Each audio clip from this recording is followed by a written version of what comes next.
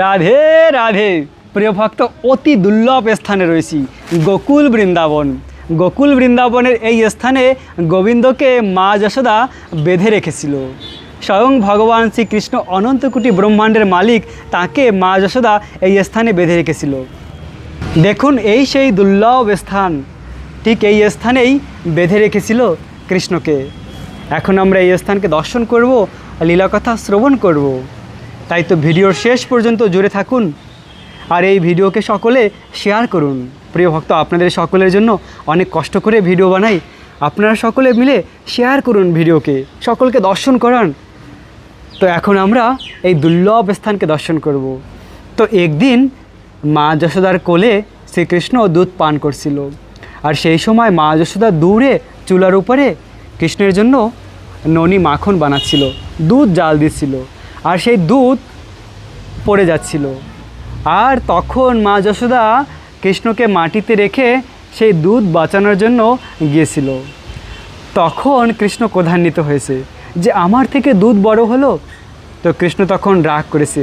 রাগ করে কৃষ্ণ পাশের ঘরে যে ননি মাখনের হাঁড়ি মা যশোদা রেখেছিল, সেই ননি মাখন খেয়ে নিয়েছিল, আর সমস্ত ননি মাখনের হাঁড়ি ভেঙে দিয়েছিল। সেই ননি মাখন বাদরকে খাইয়েছিল। আর এভাবে মা যশোদা কিছুক্ষণ পরে এসে দেখলেন তার ঘরের যত ননি মাখন ছিল সমস্ত হাঁড়ি ভেঙে দিয়েছে। পরে মা যশোদা বুঝতে পেরেছে যে এ আমার পুত্রেরই কাজ, কৃষ্ণ এই কাজ করেছে। তখন মা যশোদা চিন্তা করলো কৃষ্ণ অনেক দুষ্ট হয়েছে, কৃষ্ণকে বেঁধে রাখতে হবে। তো মা যশোদা তখন কৃষ্ণকে বেঁধে রেখেছিল। এই সেই স্থান, এই সেই 5000 বছর পুরানো স্থানটি, ঠিক এই স্থানেই মা যশোদা শ্যামসুন্দর কৃষ্ণকে বেঁধে রেখেছিল।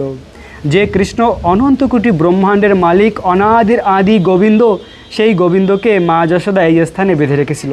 কৃষ্ণকে কেউ বাঁধতে পারে না, কৃষ্ণ শুধুমাত্র ভক্তের বিশুদ্ধ প্রেমের কাছে বাধা পড়ে। তো মা যশোদার এই বাৎসল্য প্রেমের কাছে কৃষ্ণ বাধা পড়েছিল। এই স্থানেই কৃষ্ণকে মা যশোদা বেঁধে রেখেছিল। সেই স্থানটি আজও রয়েছে। প্রিয় ভক্ত, এই স্থানটি সেই 5000 বছর পুরানো, আজও রয়েছে গোকুল বৃন্দাবনে এই স্থানটি। ভেবে দেখুন কত দুর্লভ স্থান গোকুল বৃন্দাবনের।